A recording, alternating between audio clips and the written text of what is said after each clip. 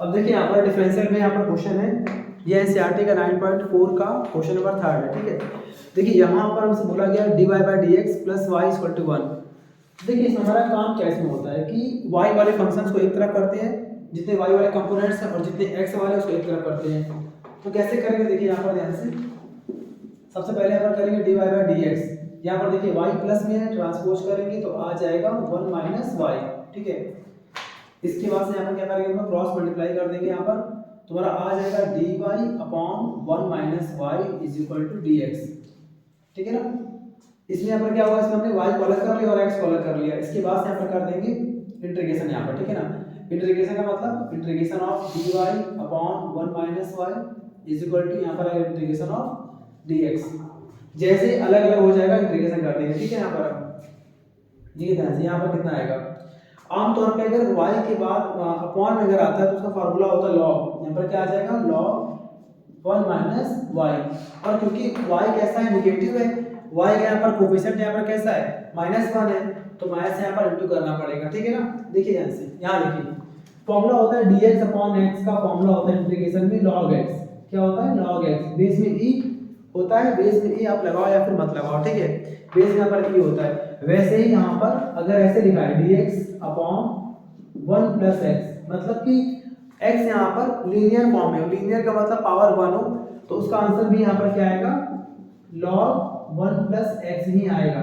लेकिन अगर ऐसा हो जाए कि integration dx upon 1 minus x हो जाए, तो क्योंकि यहाँ पर भी x की पावर 1 है, लीनियर है, तो इसका आंसर भी वही आएगा, log 1 माइनस एक्स। लेकिन यहाँ पर हमें शुरुआत में स्टार्टिंग में माइनस से इंटू करना पड़ेगा, क्योंकि यहाँ पर x कैसा है, नेगेटिव है।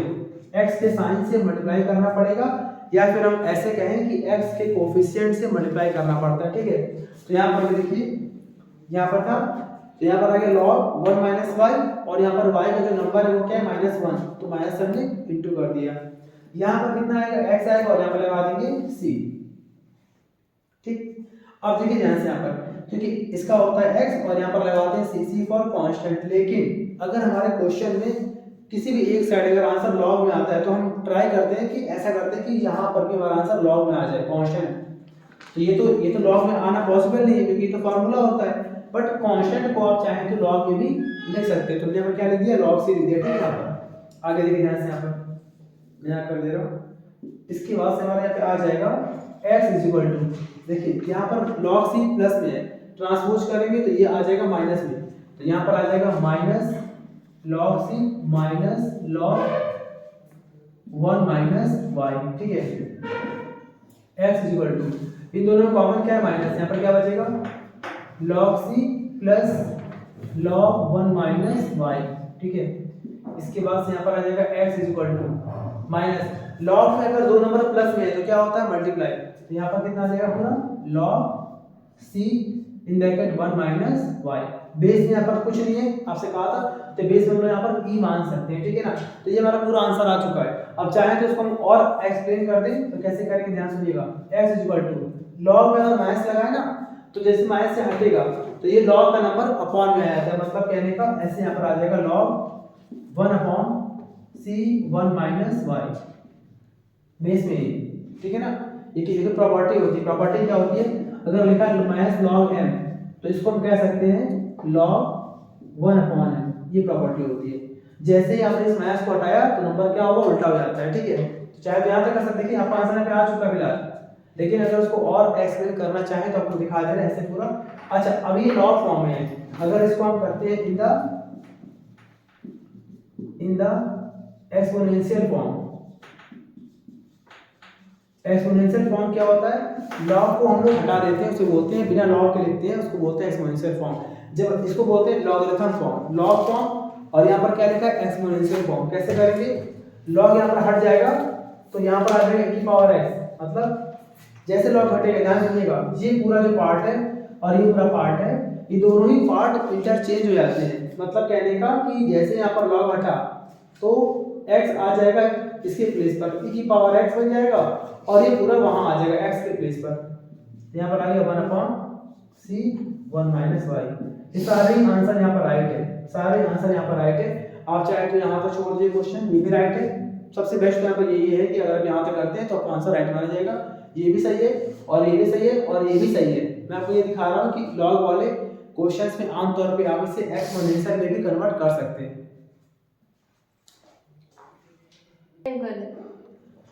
चलिए यहाँ पर देखिए आपका क्वेश्चन लिखा है x square minus 1 dy by dx is equal to 1। ठीक है, सबसे यहाँ पर पहला काम क्या कि वेरिएबल को सेपरेट करेंगे। ठीक है, तो यहाँ पर कैसे करेंगे, सुनिए कैसे करेंगे। dy इज इक्वल टू यहाँ पर कितना आएगा dx अपॉन ये पूरा पार्ट नीचे आ जाएगा x स्क्वायर माइनस 1। ओ वो तो देखो यहाँ पर हमारा क्या आएगा dy बटे हम कितना आ गया dx upon x square minus 1। ठीक है, इसको आप सॉल्व कर लेंगे तो कितना आएगा dy इक्वल टू कितना आएगा dx अपॉन यहाँ पर देखिए यहाँ पर क्या लिखा है x। देखिए इसको वैसे कर देंगे, यहाँ पर लिखा है x स्क्वायर माइनस 1 तो 1 को हम यहाँ पर क्या कह सकते हैं, यहाँ पर 1 को बोल सकते हैं 1 का स्क्वायर। बात एक ही है ना, तो a square minus b square यहाँ पर बन जाएगा formula a plus b a minus b। हमने यहाँ पर a square minus b square का फार्मूला हमने यहाँ पर अप्लाई कर दिया। ठीक है, इसके बाद से अब इसका हमें करना पड़ेगा पार्शियल फ्रैक्शन। सुनिए कैसे करेंगे, यहाँ पर dy इंटीग्रेशन यहाँ पर कर दिया हमने इंटीग्रेशन ऑफ dy और यहाँ पर आ गया integration of dx upon x plus 1 x minus 1। ये पूरा हमारा आ गया। इसका इंटीग्रेशन नॉर्मल नहीं होगा, इसका इंटीग्रेशन करने के लिए आपको हेल्प लेना पड़ेगा यहाँ पर पार्शियल फ्रैक्शन का। ठीक है ना, तो यहाँ पर कर देंगे बाय पार्शियल फ्रैक्शन मेथड। सुनिए कैसे करेंगे, यहाँ पर इसको हमने मान लिया फर्स्ट मान लिया। ठीक है, इसको हमने मान लिया फर्स्ट और इसको हम अलग से यहाँ पर दिखा दे रहे हैं, अलग से मान लिया। सुनिए इसको पूरा अलग से करेंगे सॉल्व। यहाँ पर आ जाएगा dy upon x plus 1 x minus 1 is equal to कैसे करते हैं, यहाँ पर पहले आएगा a अपॉन x, यहाँ पर आएगा a अपॉन x प्लस फिर यहाँ पर आएगा b अपॉन x प्लस 1 फिर यहाँ पर आएगा c अपॉन x माइनस 1। ठीक है ना, और सब में यहाँ पर लगा देंगे dx। चलिए मैं इसको ऐसे कर दे रहा हूँ, ध्यान दीजिएगा।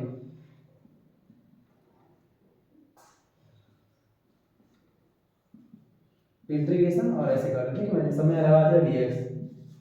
बात एक ही है। ठीक है, मतलब यहाँ पर पार्शियल फ्रैक्शन यहाँ पर कैसे करते हैं, इंटीग्रेशन लगाकर और x प्लस 1 और x माइनस 1 को हम a b c में तोड़ लेंगे, ब्रेक कर लेंगे।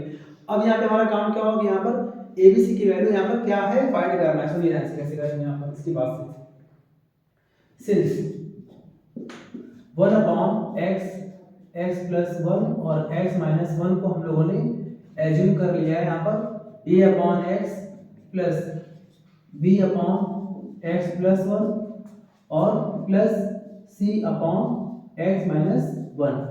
ये यहाँ पर हम लोगों ने एज्यूम कर लिया। ठीक है, इसके बाद से यहाँ पर लेंगे इसका एलसीएम तो आ जाएगा 1 upon x plus 1 x minus 1 is equal to इसका एलसीएम आ जाएगा तीनों का multiply x plus 1 x minus 1। ठीक है, अब यहाँ पर डिवाइड करेंगे तो यहाँ पर x कैंसिल आउट, ये पूरा बच जाएगा। तो यहाँ पर आ जाएगा पूरा a in bracket x plus 1 x minus 1 plus b वाले केस में x प्लस 1 कैंसिल हो जाएगा तो यहाँ पर बचेगा x और x माइनस 1। यहाँ पर आ गया b x माइनस 1 और साथ में x। ठीक है, और यहाँ पर आ जाएगा प्लस c। ठीक है, यहाँ पर आ जाएगा हमारा c और c के बाद x माइनस 1 कैंसिल आउट, बचेगा x प्लस 1। यहाँ पर बचा x और x प्लस 1। ये पूरा हमारा आ गया एलसीएम पे, ये पूरा पार्ट इससे कैंसिल आउट, ये पूरा हमारा पार्ट कैंसिल आउट। यहाँ पर क्या बचा 1 is equal to a x plus 1 x minus 1 plus b x minus 1 into x plus c x plus 1। ठीक है, ये पूरा आ गया आपको एलसीएम पूरा यहाँ पर। ठीक है, इसके बाद से हम क्या करेंगे यहाँ पर लेट, देखिए यहाँ पर कुछ ऐसा पुट करते हैं ना कि जिससे कि a b c 0 हो जाए बारी बारी से। कैसे करते हैं सुनिए, यहाँ से पहले मैंने यहाँ पर लेट कर लिया x इज इक्वल टू हमने यहाँ पर पुट कर दिया 1। यहाँ पर हमने क्या लगा दिया x की वैल्यू 1 लगा दी। जैसे यहाँ पर x की वैल्यू 1 लगाओगे आप, ठीक है ना, इसको मान लिया हमने इक्वेशन नंबर सेकंड मान लिया। ठीक है, इसको मान लिया सेकंड। तो यहाँ से करेंगे तो यहाँ पर कितना पूरा आएगा 1 इज इक्वल टू यहाँ पर क्या आएगा x की वैल्यू 1 1 1 2, यहाँ पर कितना आएगा 2a। कैसे, अब 1 लगाओगे तो 1 + 1 2a, और यहाँ पे लगाओगे 1 तो कितना आएगा 0, तो यानी कि पूरा हमारा कितना आ गया इनटू 0। क्लियर, प्लस यहाँ कितना आएगा b, जैसे आपने यहाँ लगाया 1 तो यहाँ पर आ जाएगा आपका, देखिए ध्यान से डैट कर रहे हैं यहाँ पर आपने लगाया x की वैल्यू 1 तो 1 - 1 0 0 × 0, तो यहाँ पर आ गया इनटू 0 × 1, ठीक है। प्लस यहाँ पर लगाएंगे x की वैल्यू 1, यहाँ पर आएगा c × 1 और इन ब्रैकेट 2, कैसे x की वैल्यू 1 1 1 2। क्लियर ना, तो ये ऐसे करके हम डाटा फाइंड करते हैं, तो आ जाएगा 0 0 2c, और यहाँ से आपका x निकल के आ जाएगा, सॉरी यहाँ पे आपका निकल के आ जाएगा c की वैल्यू 1/2। क्लियर ना, ऐसे करके फिर यहाँ पर करेंगे बारी बारी से, थोड़ा सा लेते जा रहा है। x की वैल्यू यहाँ पर लगा देंगे हम लोग -1, ठीक है। जैसे अब लगाएंगे x की वैल्यू -1, इसी में लगाना है आपको, x की वैल्यू पुट करेंगे -1 तो ये 0 हो गया, ये 0 हो जाएगा, अब ये बच जाएगा यहाँ पर, तो यहाँ पर आएगा फिलहाल 1 = ये पूरा 0 हो गया, इस बार ये पूरा 0 हो गया, और यहाँ पर आ जाएगा -1 -1 -2 और -1, यहाँ पर आएगा b × -2 -1, और ये हमें देगा आंसर v की वैल्यू कितनी आएगी, देखिए यहाँ पर आएगा प्लस का 2 आएगा, 2 और 1/, तो 1/2। क्लियर ना, a पता, सॉरी c पता हो गया और b पता हो गया। अब इसके बाद ऐसे यहाँ पर कर लेंगे ग्राफ में हम लोग यहाँ पर, अब यहाँ पर पुट कर देंगे लेट x की वैल्यू हमने यहाँ पर पुट कर दी 0। जैसे आप यहाँ पर x की वैल्यू 0 पुट करोगे तो इस बार ये पूरा पार्ट आपका 0 हो जाएगा। कैसे, यहाँ पर x 0 है तो ये पार्ट पूरा 0 और ये पार्ट भी पूरा 0 हो जाएगा, क्योंकि यहाँ पर x की वैल्यू 0 से मल्टीप्लाई तो पूरा 0 हो गया। यहाँ पर लगाओगे आप 0 तो यहाँ कितना बचेगा 1, यहाँ बचेगा -1, यहाँ पर आ गया a सॉरी यहाँ पर आपका आ गया, यहाँ पर आपका आ गया 1 = a, और यहाँ लगाया आपने x की वैल्यू 0, यहाँ कितना आ गया, यहाँ आया 1, और यहाँ पर आपका आ जाएगा कितना, यहाँ पे आ जाएगा आपका -1, ठीक है ना। पूरा सॉल्व कर लेंगे तो आ जाएगा 1 = -a, और वहां से आपका a निकल के आ जाएगा -1। क्लियर ना, तो देखिए यहाँ पर a पता है, c पता और b पता हो गया। ये थोड़ा सा आपका मेथड पड़ता है लॉन्ग, तो abc जब मालूम चल गया तो उसको हम यहाँ पर पुट करेंगे, ध्यान से समझिएगा। थोड़ा सा मैं इसको इरेज कर दे रहा हूँ यहाँ से,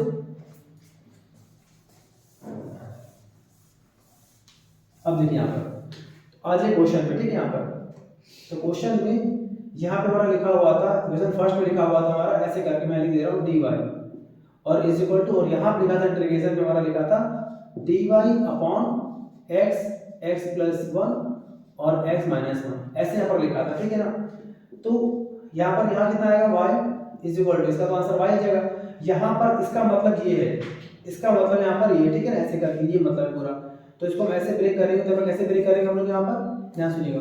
यहाँ पर हमारा आ जाएगा a बाहर हो जाएगा, तो a बाहर हो गया, integration of 1/x dx, plus यहाँ पर b बाहर हो गया, यहाँ पर आ गया इंटीग्रेशन ऑफ 1/x + 1 dx, और प्लस यहाँ पर c बाहर हो गया, और यहाँ पर हमारा आ गया integration of 1/x - 1 dx। Clear यहाँ तक ना, ठीक। एबीसी को हमने बाहर कर दिया और पुट कर दिया। यहाँ पर आ जाएगा y इक्वल टू, देखिए यहाँ पे a की वैल्यू कितनी है -1 है, तो माइनस लगा दिया, और 1/x का होता है integration log x। Clear, plus देखिए यहाँ पर b की यहाँ पर वैल्यू कितनी है 1/2 है, b की यहाँ पर वैल्यू है 1/2, तो यहाँ पर आ गया 1/2, और 1/x + 1 का इंटीग्रेशन होता है log x + 1। क्लियर, प्लस फिर यहाँ पर आ रहा c, और c की वैल्यू भी यहाँ पर 1/2 है, तो 1/2 log x - 1, और इसके बाद आएगा कांस्टेंट। तो आपको मैंने बताया था कि जब भी अगर क्वेश्चन में अगर लॉग चल रहा है तो पॉसिबिलिटी होती है कि आप कांस्टेंट को भी लॉग में ले लीजिएगा। तो यहाँ पर कितना आ गया प्लस log c, ठीक है ना। अच्छा एक और बात, यहाँ पर c पहले से आ रहा है, और यहाँ पर हम कांस्टेंट में c ना लेकर इस बार हम करते हैं यहाँ पर k मान लेते हैं। क्या मान लिया हमने यहाँ पर k मान लिया, ठीक, कुछ और मान लेते हैं ऐसे करके, ठीक है। इसके बाद से ध्यान सुनिएगा, क्या करेंगे y इक्वल टू, इसको हम ऐसे कर देंगे -2 × 1/2 log x, क्लियर, प्लस 1/2 यहाँ पर कुछ नहीं करेंगे x + 1, मतलब हमने यहाँ पर अपने मन से 1/2 से डिवाइड और मल्टीप्लाई कर लिया, क्योंकि सब में 1/2 में दिखना चाहिए कॉमन लेने के लिए, प्लस 1/2 log x माइनस 1 और यहाँ पर भी 1/2 नहीं है, क्या करेंगे यहाँ पर हम लोग 1/2 इंटू 2 log k, क्लियर ना, ऐसे करके मतलब हमने इसमें और इसमें अपने मन से 2 से इंटू और 2 से डिवाइड किया, जिससे कि सारे फंक्शंस में यहाँ पर हम लोग सारे टर्म्स में हमें यहाँ पर 1/2 दिख जाए, ठीक है। अब देखिए इसकी बात y इक्वल टू, अब सब में कॉमन क्या है, 1/2 कॉमन है, सब में 1/2 कॉमन है, यहाँ पे क्या बचा minus 2 log x plus log x plus 1 plus log x minus 1 plus 2 log k, clear यहाँ तक ना, ठीक। अब देखिए इसके बाद से हमारा क्या होगा, ये पूरा पार्ट देखिए y शॉर्ट कितना पूरा आएगा 1/2, ध्यान दीजिएगा।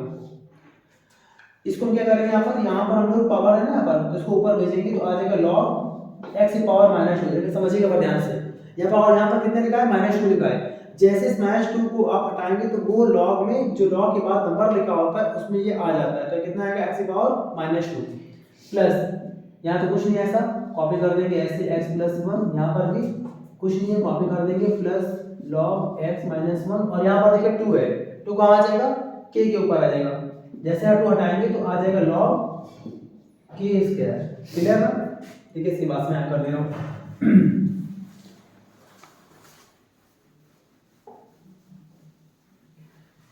चलिए इसके बाद से यहाँ पर कितना आ जाएगा y इज इक्वल टू 1/2, ठीक, ध्यान सुनिएगा।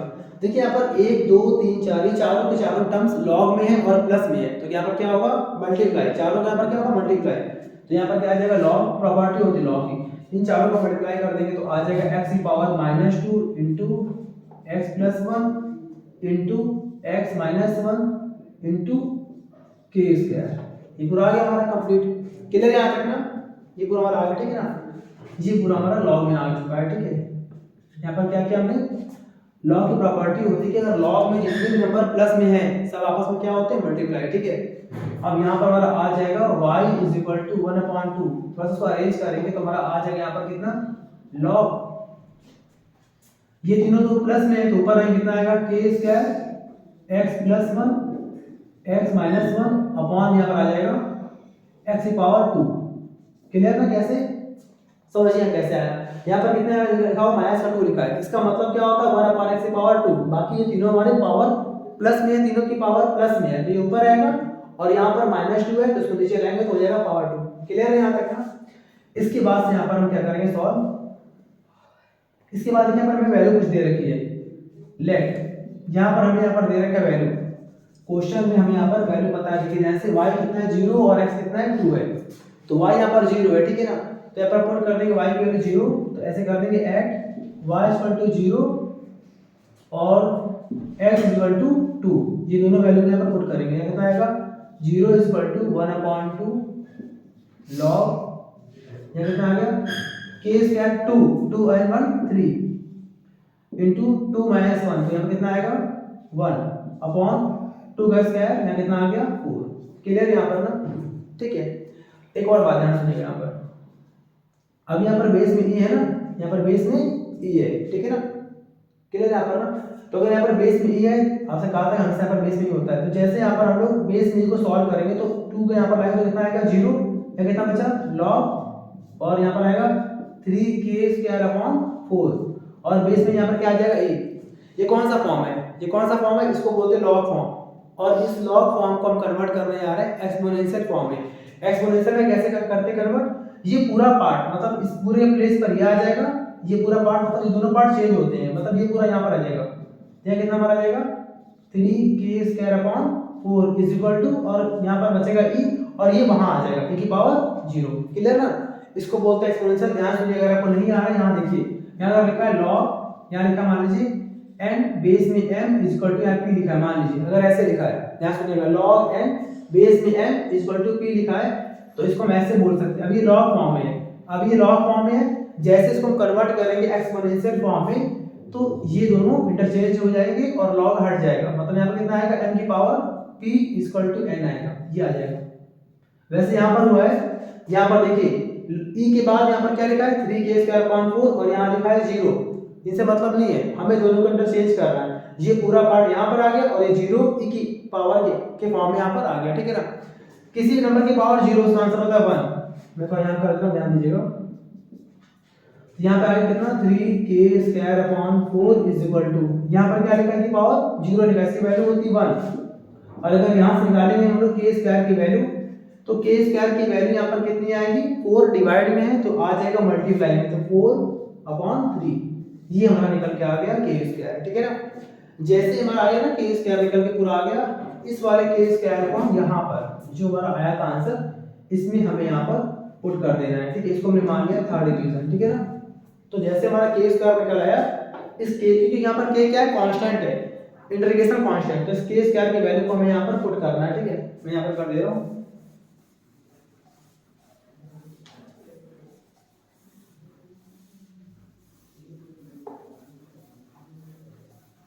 चलिए, तो यहाँ पे आ जाएगा नाउ फ्रॉम इक्वेशन थर्ड में हम यहाँ पर k² की वैल्यू को पुट कर देंगे, तो यहाँ पे आ जाएगा y = 1/2 log, यहाँ आ जाएगा x² - 1। पहले तो कैसे आया, a + b a - b, ठीक है। और यहाँ पर k² की हमें वैल्यू कितनी है, 4/3 और यहाँ पर क्या है, x², क्लियर ना। ये पूरा हमारे यहाँ पर आंसर आ चुका। अब चाहे तो इसको और सॉल्व कर लीजिए, कैसे, आप यहाँ पर लाएंगे तो कितना आएगा, 2y = log, और यहाँ पर आ गया 4x² - 1/3x², ठीक है ना। ये पूरा हमारा इस फॉर्म में आंसर हमारा आ सकता है, ठीक है। और यहाँ पर भी बेस e है, तो चाहे तो इसको फिर से कर देंगे अरेंज, यहाँ पर कितना आएगा हमारा 3x²। अब ये लॉग फॉर्म में लिखा है ना, तो ये भी राइट आंसर है, ये भी राइट आंसर है। चाहे तो इसको हम ऐसे भी कर सकते हैं कि इन दोनों को इंटरचेंज कर दें, तो आ जाएगा यहाँ पर कितना 4x² - 1/3x² is equal to e की पावर 2y, क्लियर ना। और 4x² - 1 is equal two into करेंगे तो आएगा 3x² e की पावर 2y, ठीक है ना। और इसके बाद से हम सॉल्व कर लेंगे तो आ जाएगा 4x² - 4 is equal to 3x² e की पावर 2y, और यहाँ पर लाएंगे तो आ जाएगा हमारा 4x² - 3x² e की पावर 2y इक्वल टू 4, और दोनों कॉमन क्या है, x² है, कितना बचेगा 4 - 3 e की पावर 2y इक्वल टू 4। तो ये देखिए ध्यान से, ये सारे आंसर राइट है, लेकिन बेसिकली आपको बोर्ड एग्जाम में सिर्फ आपको यहाँ तक करना है, ये पूरा आपका राइट आंसर माना है, क्लियर ना। तो जल्दी कॉपी कर लीजिएगा।